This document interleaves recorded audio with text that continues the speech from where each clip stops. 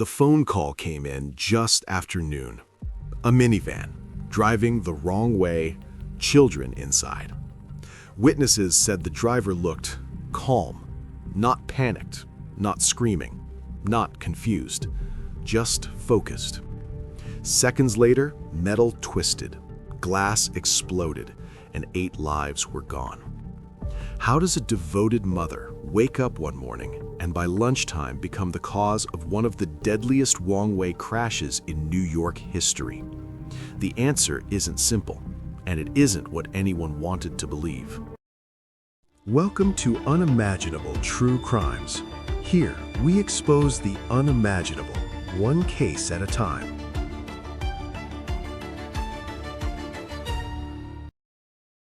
She was the dependable one, the organized one, the mother who never missed a school event.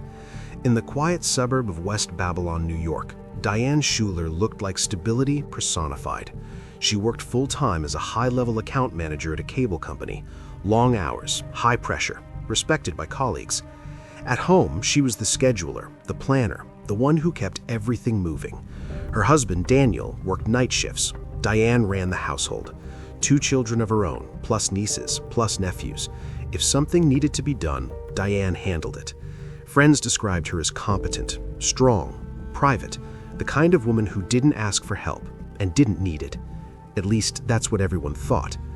It was a summer weekend in July 2009.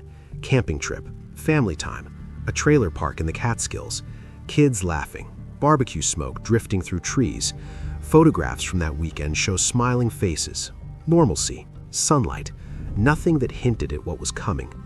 Diane had driven up with her 2 children, 5-year-old Brian and 2-year-old Aaron, also with her brother's 3 daughters, Emma, Allison, and Katie. It was supposed to be simple, relaxing, routine. Witnesses later said Diane seemed fine that morning.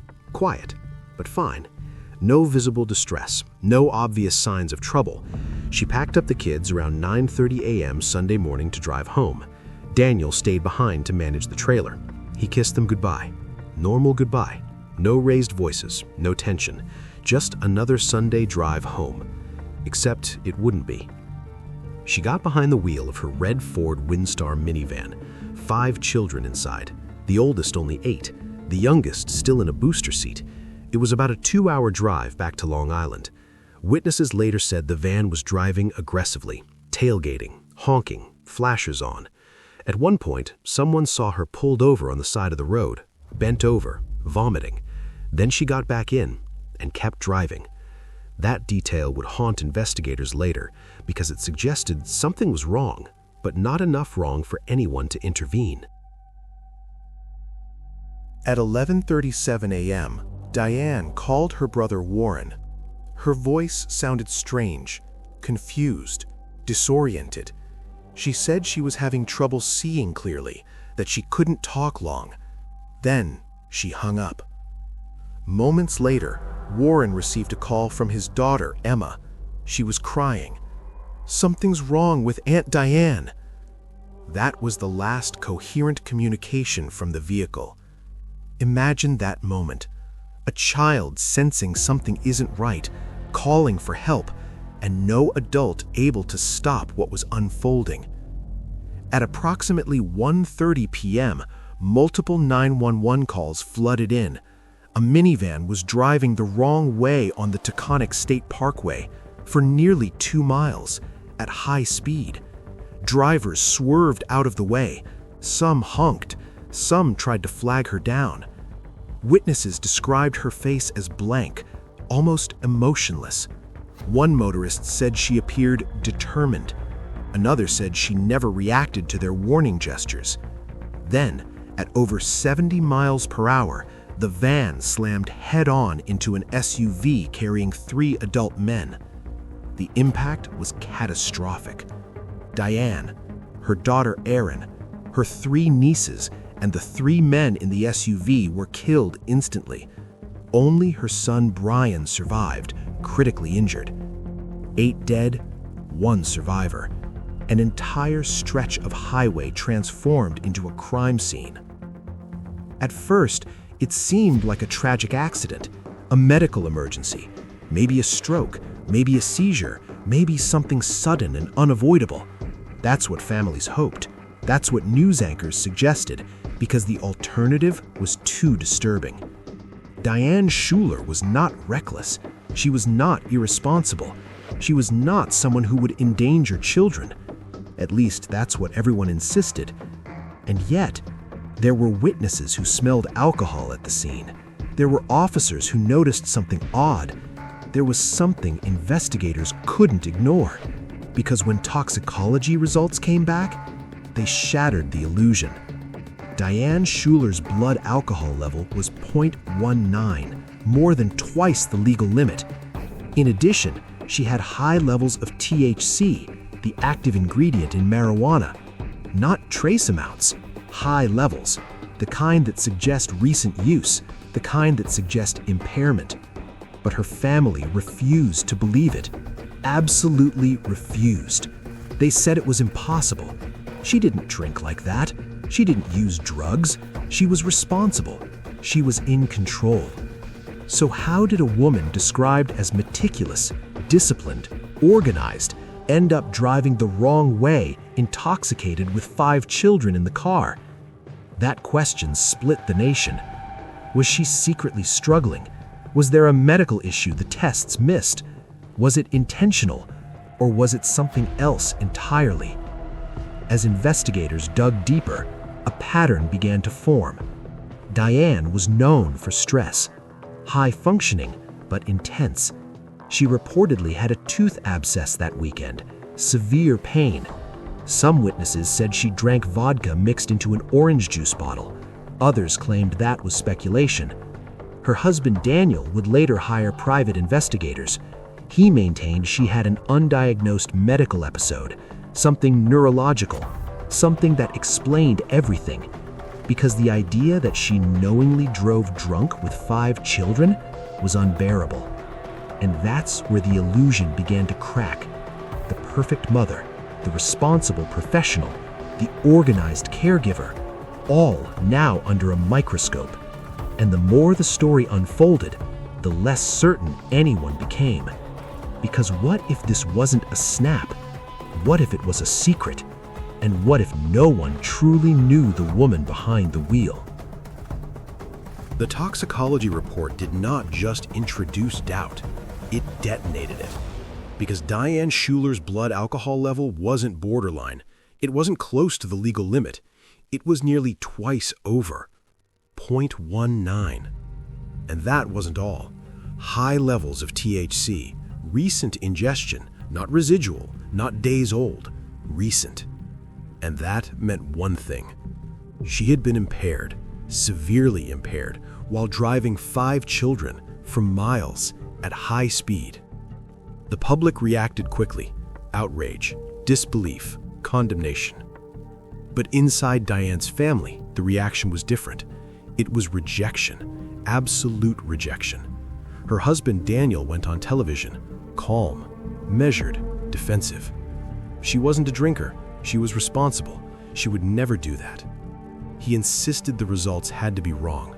He hired a private investigator. He demanded additional medical reviews. Because to accept the toxicology report meant accepting something unbearable. That Diane, the woman who ran their household, had a hidden life, a secret. And if that were true, what else had been hidden? A detail emerged. Diane had complained of tooth pain that weekend, a severe abscess, pain intense enough to require medication. But no prescription drugs were found in her system, no strong painkillers, no sedatives, just alcohol and marijuana. Her brother said she rarely drank. Friends said they had never seen her drunk. Co-workers described her as sharp, focused, driven. So how does someone with no reputation for alcohol abuse register a 0.19 BAC at midday? That doesn't happen casually. That level suggests repeated drinking in a short period of time. And investigators began asking a quiet question. Was this the first time, or the first time she was caught? One witness reported seeing Diane with what appeared to be orange juice in a McDonald's cup that morning. Later, broken glass was found in the wreckage. A vodka bottle, nearly empty. Investigators concluded she had likely mixed vodka into orange juice, drinking while driving. But again, the family refused it. Daniel insisted Diane didn't drink vodka, didn't even like it. And yet, toxicology doesn't guess, it measures, objectively, without emotion. And the numbers were unambiguous. People began looking backward, re-examining memories, replaying interactions. Some described Diane as tightly wound, highly controlled, private, intensely private. She didn't share vulnerabilities, didn't confide in friends, didn't admit weakness. She carried stress alone. Her job was demanding, long hours, corporate pressure. Her husband worked nights. She managed the children mostly on her own. Family members later admitted she liked control, needed control. And when control slips from someone like that, it doesn't always unravel quietly. Sometimes it explodes. Investigators reanalyzed the final call Diane made to her brother. Her voice was slurred, disoriented, complaining of vision problems. But that's consistent with intoxication. Blurred vision, confusion, delayed speech. Her niece Emma's call was more alarming. Something's wrong with Aunt Diane. Children sense instability faster than adults. Emma felt it, but there was no one nearby to intervene. And in those final minutes, something shifted. Because driving 2 miles the wrong way isn't a mistake. It's sustained, deliberate movement with multiple chances to stop, multiple warnings, multiple drivers trying to alert her, and she didn't stop. Why? Daniel Schuler commissioned independent toxicologists. He suggested Diane may have suffered from a rare condition, a stroke, a brain event, something sudden, something that explained behavior without blame. But no evidence of aneurysm, no tumor, no stroke, no neurological abnormality. Autopsy reports were clear. Cause of death, blunt force trauma. Contributing factor, acute alcohol intoxication. And still, he refused to accept it. The country split into 2 camps, those who believed Diane had a secret drinking problem, and those who believed something else happened. The HBO documentary There's Something Wrong with Aunt Diane amplified the debate. Footage showed Daniel still convinced she was not an alcoholic, still insisting something was missed. But addiction doesn't always look messy. It can be hidden, controlled, compartmentalized, especially in high-functioning individuals. Was Diane living 2 lives? Responsible mother by day, secret coping mechanisms beneath the surface? Or was this truly an unpredictable break? Psychologists who studied the case noted something else.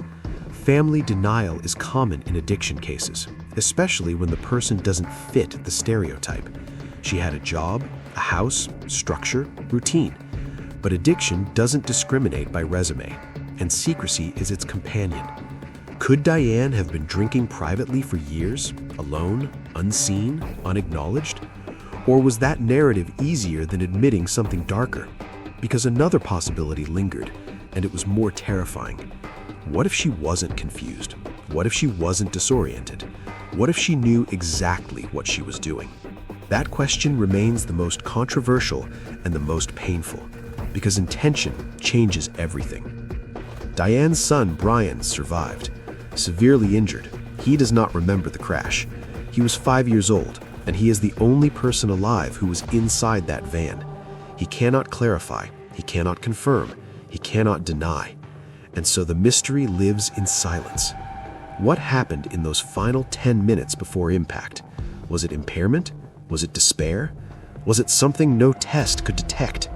The illusion of the perfect mother had cracked, but what lay underneath was still unclear. And the more investigators tried to pin down a motive, the more questions surfaced. Was this a tragic accident fueled by hidden addiction, or was it something else entirely? Comment below. Would you have noticed the warning signs? Because in this story, the signs may have been there all along.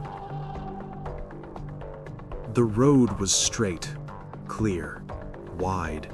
There was no curve to blame, no rain, no fog, no mechanical failure, just open highway and a red minivan moving the wrong way. It began slowly. Diane had already been driving for nearly 3 hours that morning. The children had eaten breakfast. They had laughed. They had talked about home. Everything, by every early account, felt normal. But somewhere after the gas station stop, something changed. Drivers later told police they saw the van drift, not violently, not suddenly, just slightly, then correct, then drift again, as if the driver were distracted or fighting something internally. Witnesses tried to alert her, honking, flashing headlights, gesturing wildly. She did not react. No braking, no hesitation, no visible panic. Then came the ramp, the exit that was not an exit, the entry ramp to the Taconic State Parkway. Wrong way. She drove up it confidently, against traffic. The sign was unmistakable, "Do not enter." She entered. 2 full miles. That is how far she traveled in the wrong direction. 2 miles filled with chances to stop. Cars swerved, drivers screamed. One man rolled down his window and yelled. He described her face later. Blank. Not angry, not crying, not terrified. Blank.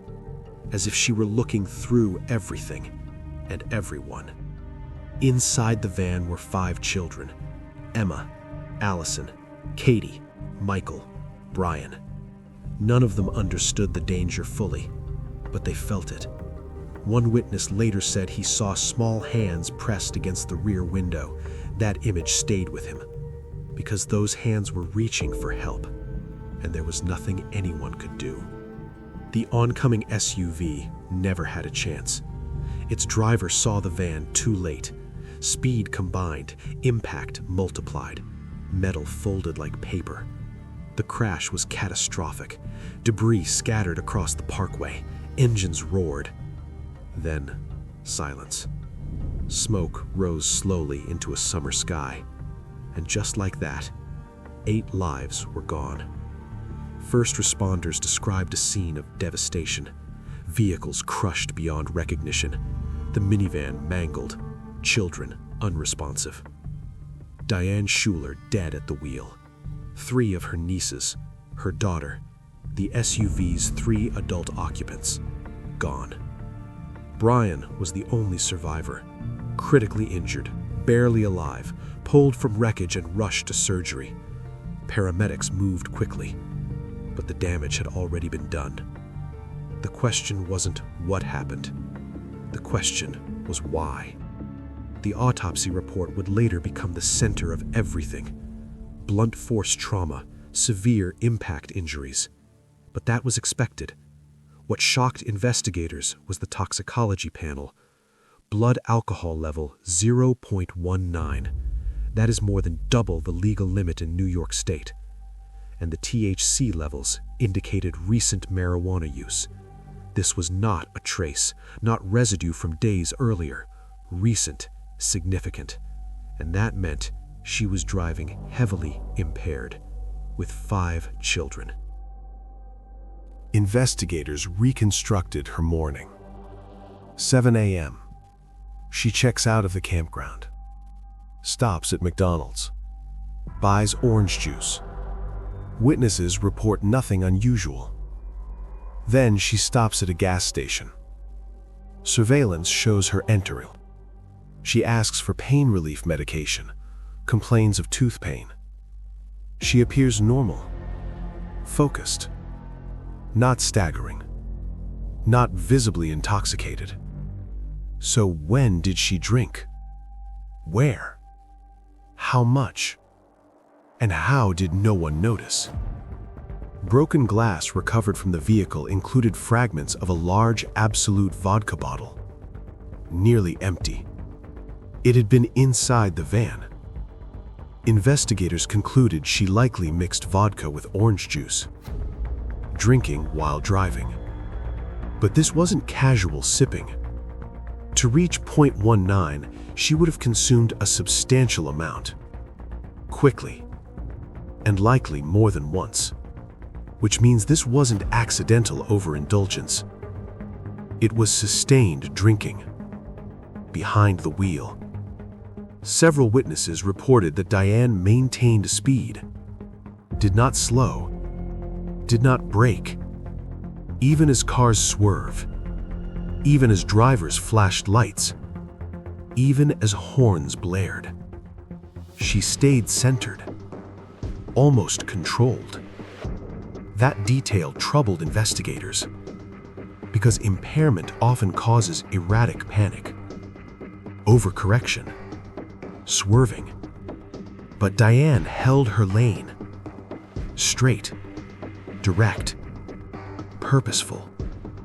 Some experts later speculated that highly intoxicated individuals can enter a tunnel vision state, hyper-focused, detached, operating on impulse. But no one could enter her mind. No one could explain those final seconds with certainty. 5-year-old Diane Schuler survived, severely injured, broken bones, head trauma, long recovery. He does not remember the crash. He cannot clarify what happened inside the van. His silence is permanent. And so the only living witness cannot testify. The truth lives in toxicology reports and highway debris. News coverage exploded. A mother, 5 children, alcohol, wrong-way driving. The narrative felt impossible. Friends appeared on camera in tears. She would never do that. She loved those kids. She was responsible. The dissonance was overwhelming. How do you reconcile the image of a devoted mother with a .19 BAC? How do you explain 2 miles of deliberate wrong-way driving? And why did she make that final call, complaining about vision? Was she trying to warn someone? Or was she already too far gone? There are only 3 possible explanations. 1. She was severely intoxicated and lost cognitive control. 2. She had a medical emergency compounded by alcohol. 3. She made a decision. That third possibility is the one no one wants to say aloud. Because if it was intentional, if she knew, then this wasn't an accident. It was something far darker.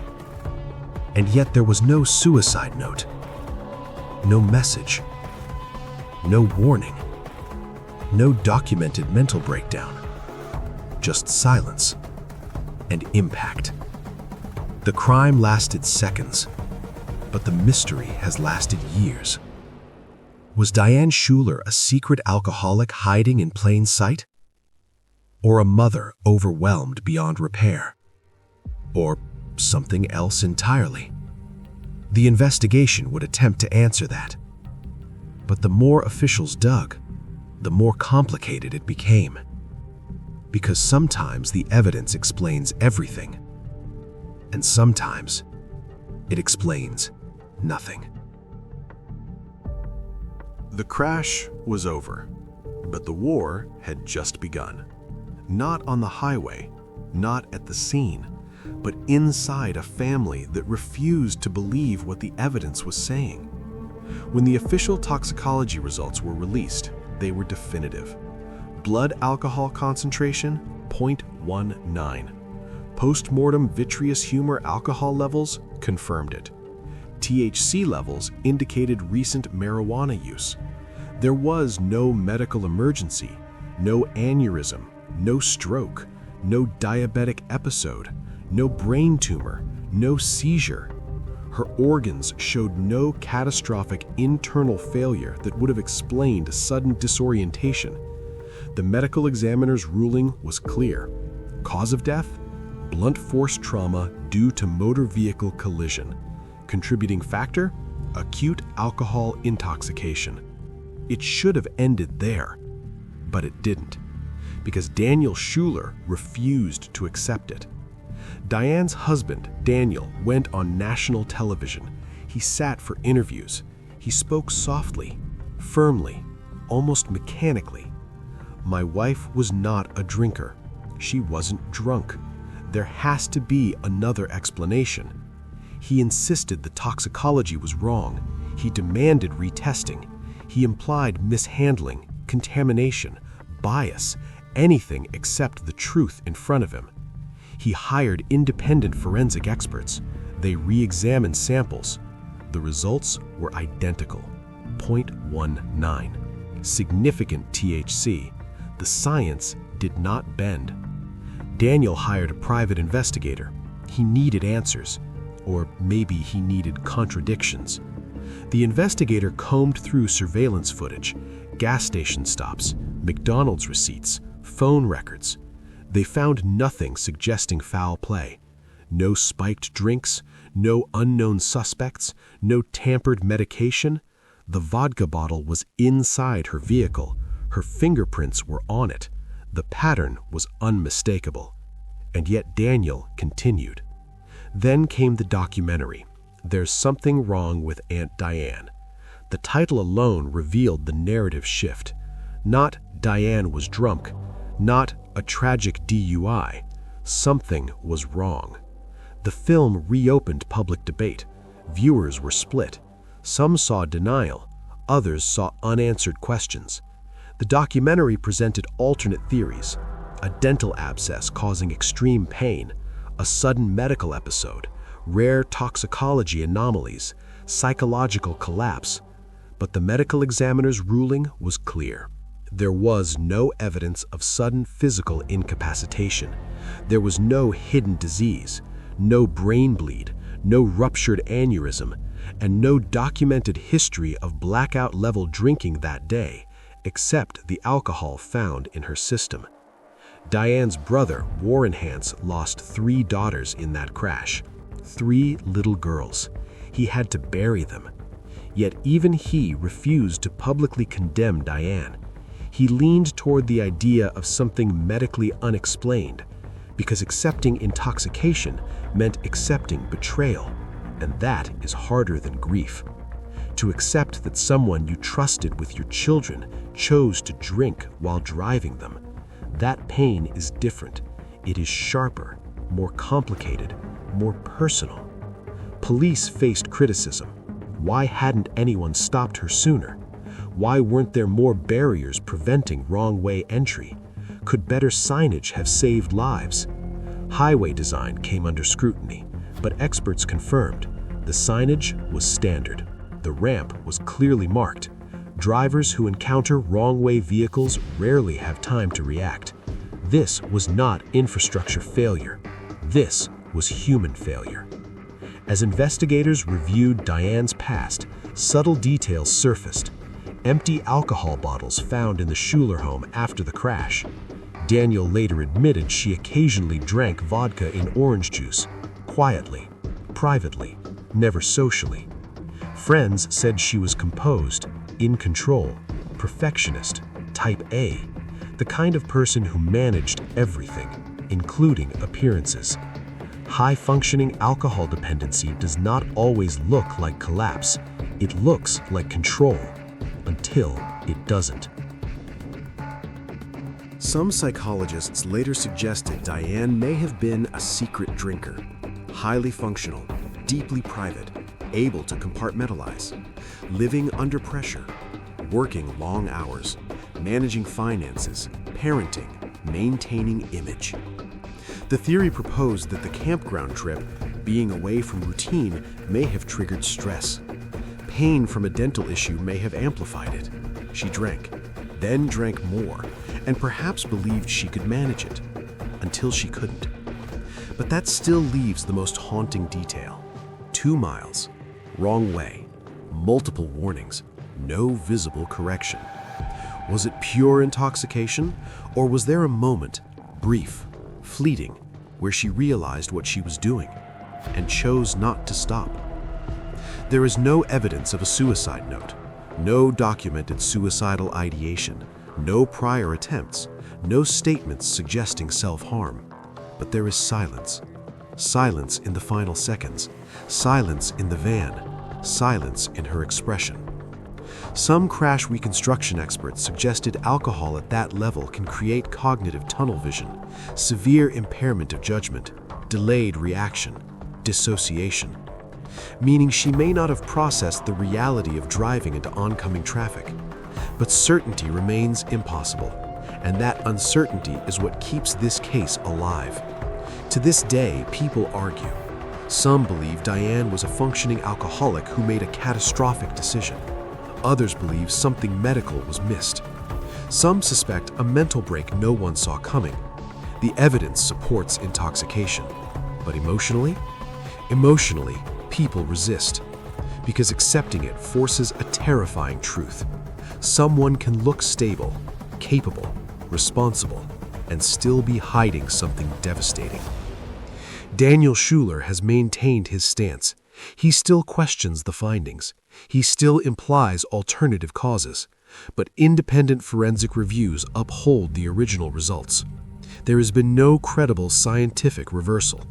And yet, the debate persists. Because closure requires certainty, and certainty feels just out of reach. This case is not just about intoxication. It is about trust.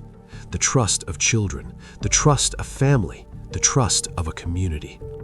Diane was not a reckless stranger. She was the safe adult, the responsible one, the one everyone relied on. And that is what makes this story unbearable.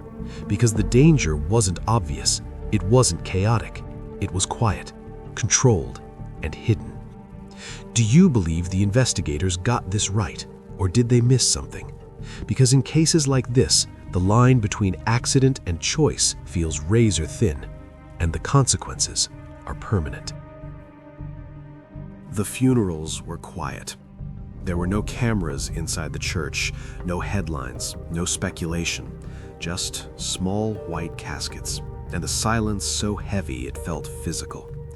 3 little girls, a mother and daughter, 3 men in the oncoming SUV, 8 funerals, 8 families changed forever, and one question that would not go away. Why? Emma, Allison, Katie, Michael, Brian. They were not symbols. They were not statistics. They were children with favorite cartoons, scraped knees, unfinished drawings. The girls had been excited about returning home. Michael had been looking forward to school. Brian survived, but survival is not the same as escape. He lost his sister. He lost his cousins. He lost the woman he believed would always protect him. And he would grow up in the shadow of a question that followed him everywhere.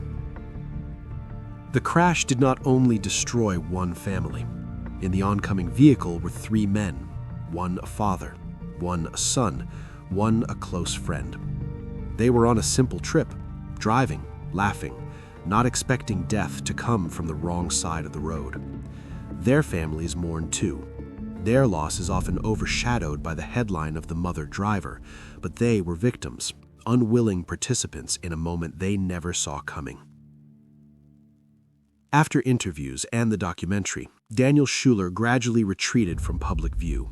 He raised Brian, he avoided cameras, he maintained his doubt, and perhaps in private wrestled with the possibility he refused to accept publicly.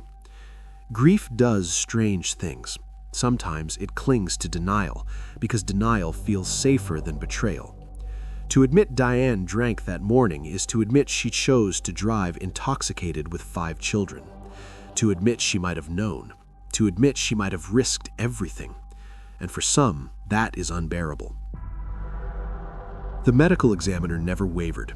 No stroke, no aneurysm, no seizure, no undiagnosed brain condition. The alcohol levels were consistent across samples. Independent labs confirmed the findings. Even the vitreous fluid, resistant to post-mortem fermentation, matched. There was no scientific conspiracy. The data stood firm. But emotionally, people want a hidden tumor, a ruptured vessel, a sudden blackout, because that preserves the image, that protects memory. And sometimes the human heart fights science.